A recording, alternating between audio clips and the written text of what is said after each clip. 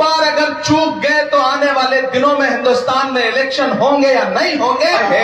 चौकीदार, इलेक्शन सिर्फ वोट देने का नाम नहीं है, सपोर्ट देने का भी नाम है। आज से इस इलेक्शन को विजय हांसदा बन के लड़ो, आलमगीर आलम बन के लड़ो, हेमंत सोरेन बन के लड़ो, राजेश ठाकुर बन के लड़ो, बन्ना गुप्ता बन के लड़ो, इमरान प्रतापगढ़ी बन के लड़ो, क्योंकि अभी नहीं तो कभी नहीं।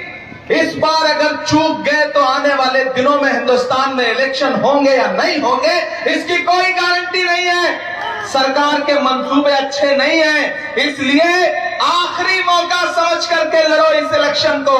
1 जून को घरों से बाहर निकलो, बस 4 नंबर का बटन याद रहे, तीर धनुष 4 नंबर का बटन, इतना दबाओ, इतना दबाओ, इतना दबाओ कि शाम तक पीठासीन अधिकारी कह दें कि बस करो भैया, विजय हांसदा जीत करके देश की पार्लियामेंट में पहुंच चुका है। क्या कहां सोया है चौकीदार, कहां सोया है चौकीदार, तैयार रहना अगली लाइन पे। क्या कहां सोया है चौकीदार, कहां सोया है चौकीदार, विजय माल्या नाक के नीचे से हो गया फरार। कहां सोया है चौकीदार, कहां सोया है चौकीदार, के चाय बेचने वाला।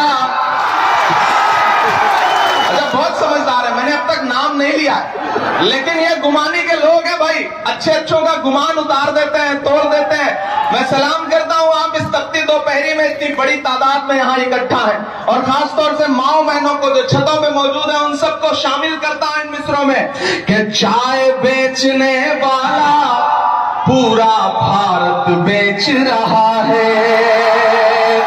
बेच रहा है कि नहीं बेच रहा है? बेच रहा है कि नहीं बेच रहा है? मैं बताता हूं क्या क्या बेच रहा है। कि चाय बेचने वाला पूरा भारत बेच रहा है, इसी काम में हासिल उसे महारत बेच रहा है। कि रेल बिक गई, तेल बिक गया, बिका हवाई अड्डा। इधर वाले तो ताली बजा रहे हैं, जोश दिख रहा है, इधर वाले पता नहीं क्यों खामोश हैं। मैं फिर से पढ़ता हूं इन लाइनों को। कि रेल बिक गई, तेल बिक गया, बिका हवाई अड्डा, सब कुछ बिकता देख के खुश है अपने जेपी नड्डा। कि जनता महंगाई की मारी करती हाहाकार, कहां सोया है चौकीदार, कहां सोया है चौकीदार। मुझे भाई इधर आइए।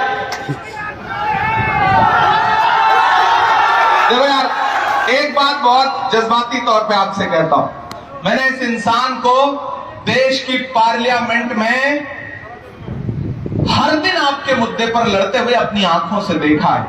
मैं हजारों किलोमीटर दूर से आपसे यह कहने आया हूं कि इस इलेक्शन को बहुत जरूरी समझ के लड़िए। विजय भाई की जीत सिर्फ इनकी जीत नहीं होगी।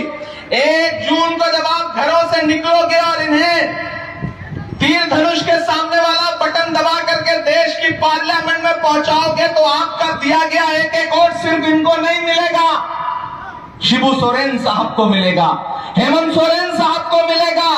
आपका दिया गया एक वोट मोहब्बत के उस मसीहा को मिलेगा जिसका नाम राहुल गांधी है। आपका दिया गया एक वोट बाबा साहब अंबेडकर जी के सच्चे अनुयायी मल्लिकार्जुन खड़गे जी को मिलेगा। आपका दिया गया एक वोट प्रियंका गांधी जी को मिलेगा, सोनिया गांधी जी को मिलेगा। और गुमानी वालों, आपका दिया गया एक वोट इमरान प्रतापगढ़ी पर आपका पर्सनल एहसान होगा। मैं आपसे भले ही 1000 किलोमीटर दूर रहता हूं, लेकिन इसका यह मतलब नहीं कि मैं आपसे बेखबर रहता हूं। आपके मुद्दों पर सड़क से संसद तक लड़ता हूं, आवाज उठाता हूं। तो मैं यहां आया हूं तो मैं लौट करके राहुल गांधी जी से, प्रियंका जी से, सोनिया जी से ये कह सकूंगा कि मैं गया था गुमानी में और मैं वहां लोगों के सामने अपना दामन फैला के आया हूं विजय भाई के लिए। और लोगों ने कहा है कि हम आपको मायूस नहीं करेंगे। नहीं करोगे ना मुझे मायूस, तो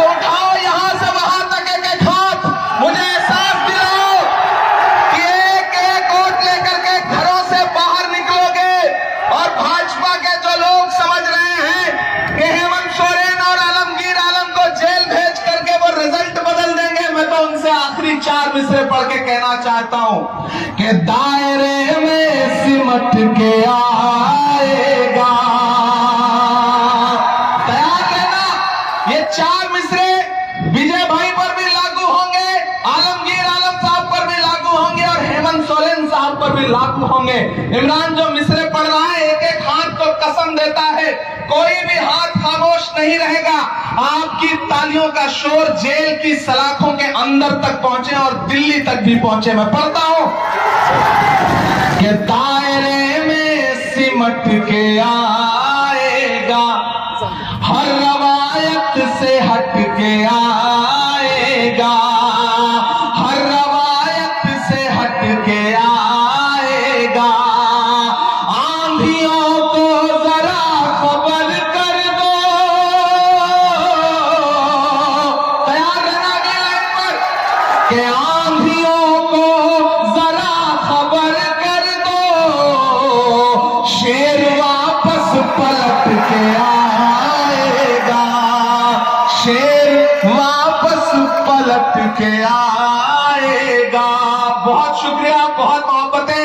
एक आखिरी वादा कि 4 जून को जिताइए, मैं दिल्ली रहूंगा, मेरी नजरें सीट पर रहेंगी, इतना एक वादा कर रहा हूं।